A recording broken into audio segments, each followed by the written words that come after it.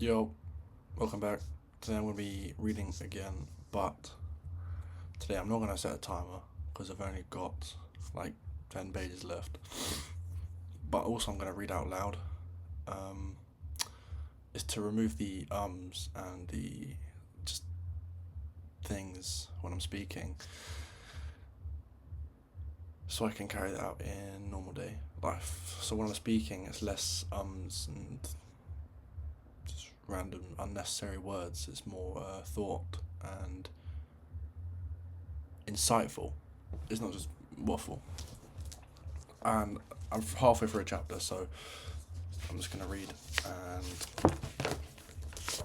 yeah, I'm reading this. I mean, I guess it's backwards, but Liberalism and Its Discontents by Francis Fukuyama. Cool.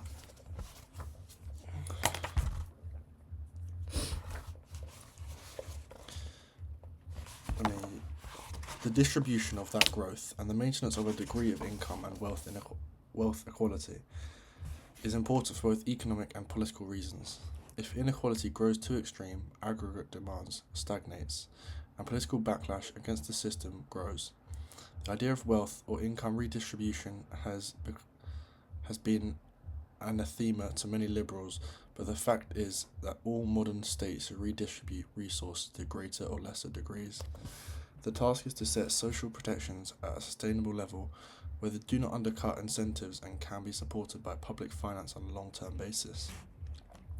A further liberal principle is to take federalism, or in European terms, subsidiarity, seriously, and to devolve powers to the lowest appropriate levels of government.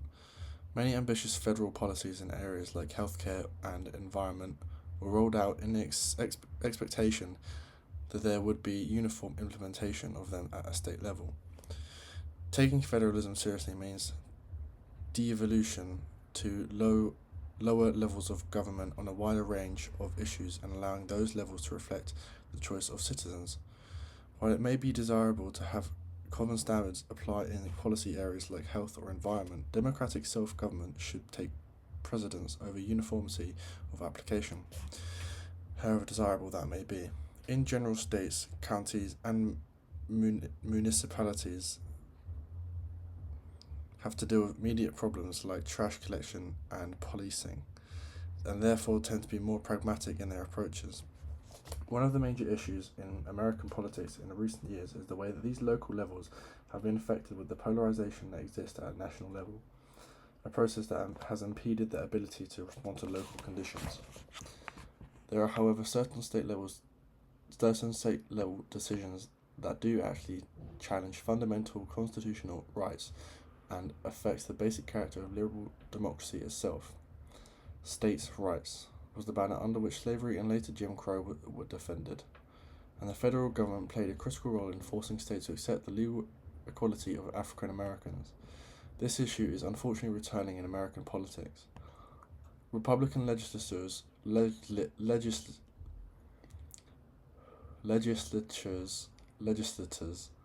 in many states have passed or proposed bills that would effectively make it possible to overturn the results of democratic elections and make it harder to vote, especially for African Americans. The right to vote is unquestionably guaranteed in the constitutional 15th Amendment. Voting rights are fundamental rights that need to be defended by the power of the national government. A third general liberal principle needs to be followed is the need to protect freedom of speech, with an appropriate understanding of the limits of speech.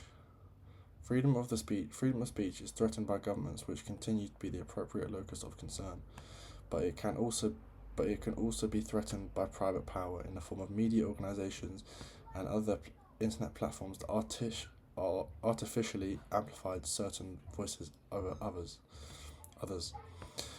The appropriate response to this is not direct state regulation of the speech of these private sectors, but rather than prevention of large accumulations of private power in the first place through antitrust and competition laws. Liberal society need to respect a zone of privacy surrounding each individual. Privacy is a necessary condition promoting democratic deliberation, and compromise, required of individuals ever expect to be honest about their views. It is also an outgrowth of the liberal principle of tolerance. In recognition of society's actual diversities, citizens do not owe each other uniformity of thought. This is the underlying this principle underlies This is the principle underlying the US Constitution First Amendment, as well as free speech rights enshrined in basic laws around the world. Yet in the United States, the federal government has come perilously close in recent years to regulating not just the sexual behaviour of young people, but the way that they think about sexuality itself. Speech, and in particular public speech, needs nonetheless to be governed by a host of norms, some promulgated by the state, and others much better enforced by private entities, while liberal societies will disagree on final ends. They cannot function if they fail to agree on basic facts and to reverse their slide into epistemic relativism. There are well-established techniques for determining factual information, techniques that have just been used for years in court proceedings, professional journalism, and in the scientific community. The fact that some of these institutions are periodically shown to be the wrong or biased does not mean that they should lose their privilege as sources of information, or that any alternative view expressed on the internet is just as valid as any other.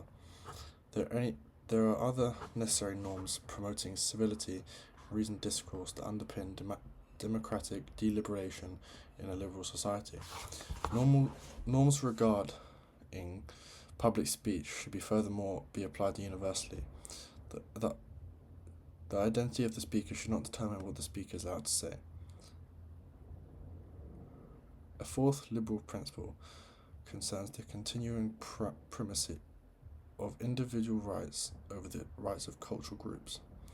This does not contradict the observations made earlier in this book about the degree to which individualism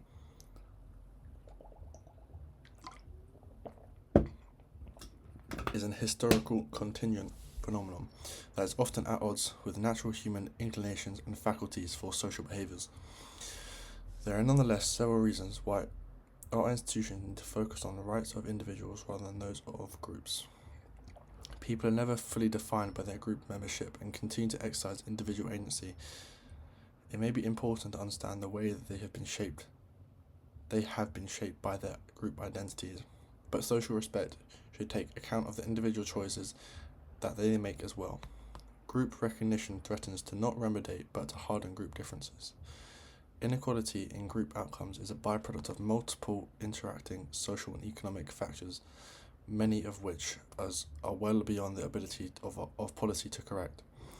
Social policies should seek to equalize outcomes across the whole society, but they should be directed at fluid categories like class rather than fixed ones like race or ethnicities.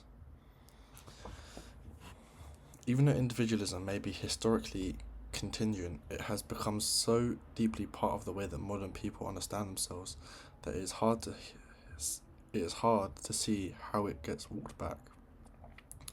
Modern market economies depend heavily on flexibility, labour mobility, and innovation. If transactions need to take place within limited cultural boundaries, the size of markets and the kind of innovation that comes from cultural diversity will necessarily be limited. Individualism is not a fixed cultural characteristic of Western culture as alleged by certain versions of critical theory. It is a byproduct of socio-economic modernization that gradually take place across different societies. A final liberal principle has to do with recognition of human autonomy is not unlimited. Liberal societies assume an equal...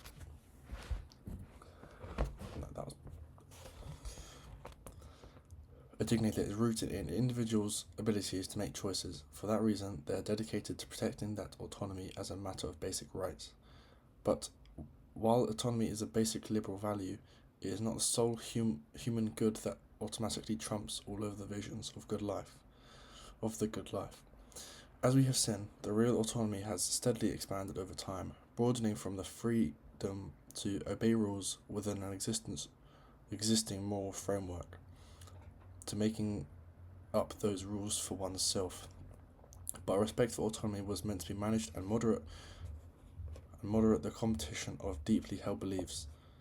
Moderate the competition of deeply held beliefs, and not to displace those beliefs in their entirety. Not every human being thinks that maximizing their personal autonomy is the most important goal of life, or that disrupting every existing form of authority is necessarily a good thing. Many people are happy to limit their freedom of choice by accepting religious and moral frameworks that connect them with other people, or by living within their inherited cultural traditions.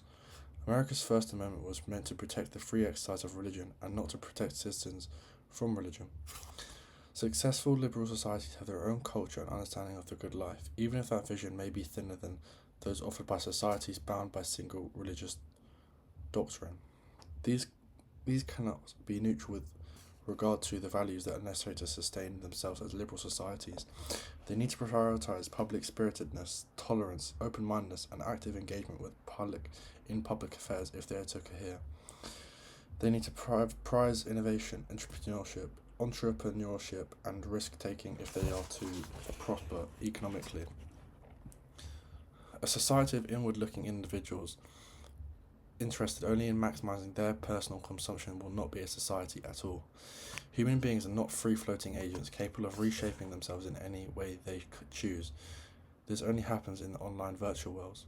We are limited in the first instance by our physical bodies. Technology has done a lot to free people from constraints imposed by their physical natures. It has liberated people from back-breaking physical labour, vastly increased lifespans, overcome many forms of disease and disability, and multiplied the experiences and information that each one of us is able to process.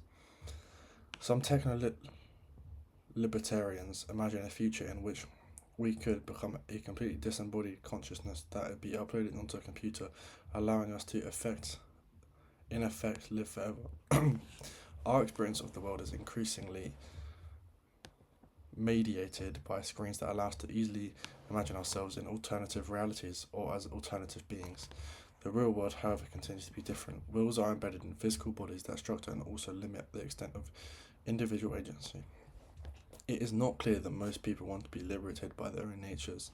Our individual identities remain rooted in our physical bodies that we are born with, and in interactions of those bodies with the environment in which we live. Who are we as individuals? The product of interaction of our conscious minds and physical bodies, and the memories of these interactions over time. Who we are, not who are we. The emotions we experience are rooted in our experiences. The emotions we experience are rooted in our experience of our physical bodies, and our rights as citizens are built upon these needs, upon the need to protect both the physical body and our autonomous minds. A first general principle for a liberal society would borrow a page from the playbook of the ancient Greeks.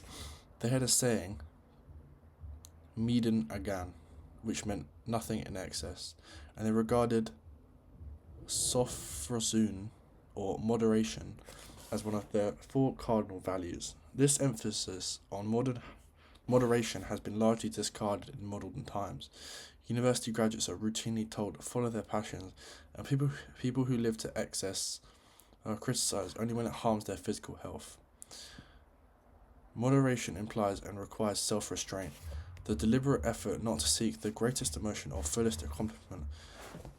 Moderation is seen as an artificial constraint on the inner human, whose full expression is said to be the source of human happiness and achievement. But the Greeks may have been onto something, both with regard to individual life and in politics. Moderation is not a bad political principle in general, and especially for a liberal order that was meant to calm political passions from the start. If the economic freedom to buy, sell, and invest is a good thing, that does not mean that removing all constraints from economic activity will be better. If personal autonomy is the source of an individual's fulfillment, that does not mean that unlimited freedom and the constant disrupting of constraints will make a person more fulfilled.